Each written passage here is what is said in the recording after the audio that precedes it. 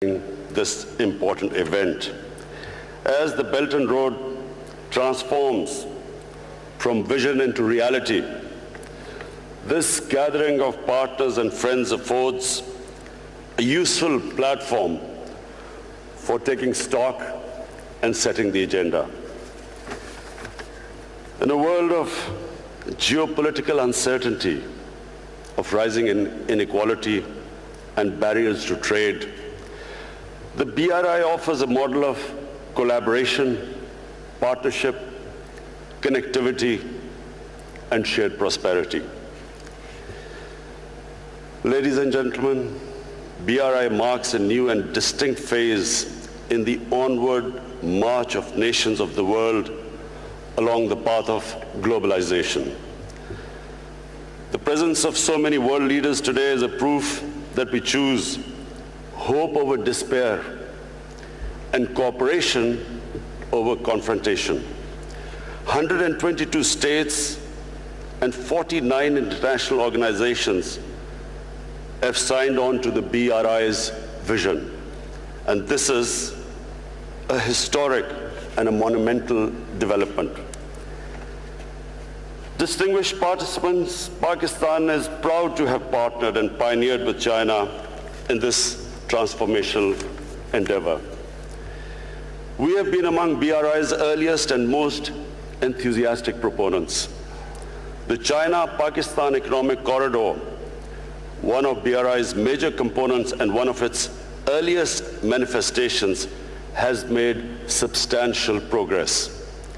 Pakistan's energy supplies have increased massively. Our critical infrastructure gaps are being plugged. Gwadar, once a small fishing village, is transforming rapidly into a commercial hub. The Gwadar airport will be the largest in our country.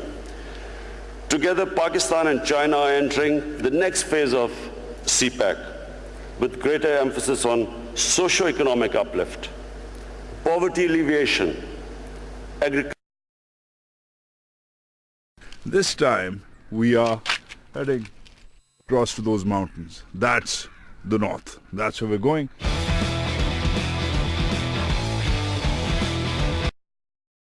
Culture cooperation and industrial development.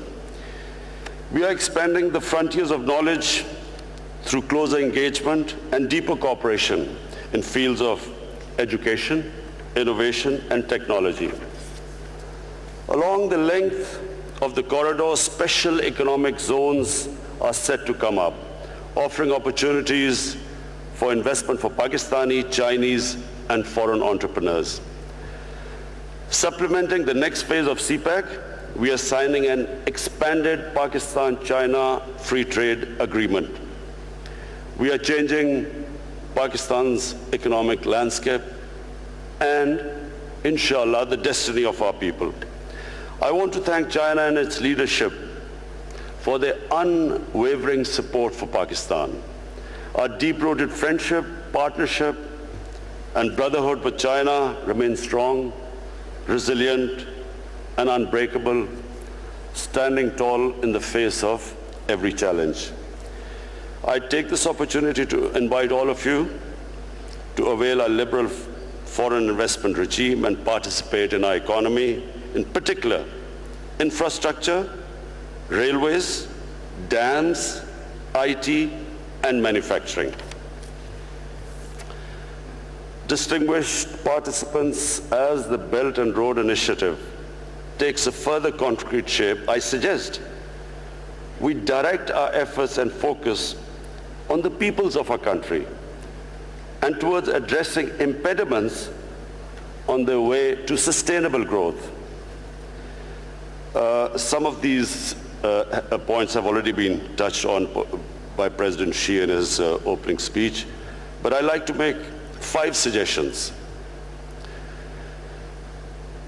Number 1, to undertake joint efforts to mitigate the adverse effects of climate change.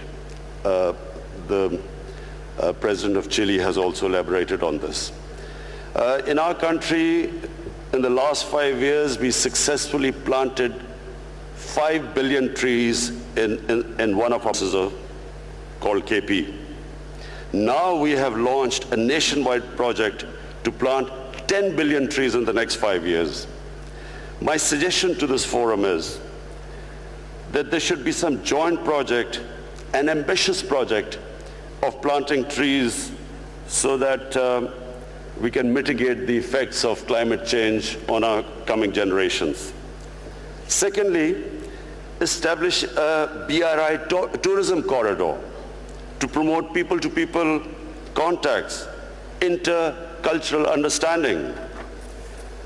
Thirdly, and most importantly, establish an office of anti-corruption cooperation to combat the scourge of white-collar crime. And white-collar crime has devastated the developing world. Fourthly, create a poverty alleviation fund that supplements national efforts in the fight against poverty and malnourishment. In Pakistan, we have recently launched a target poverty alleviation program called ESAS. The aim should be to emulate China's spectacular success in lifting 800 million people out of poverty within 3 decades. And fifthly, make concerted efforts to further liberalize trade and investment flows, encouraging our private sector and businesses to collaborate in projects. Distinguished participants,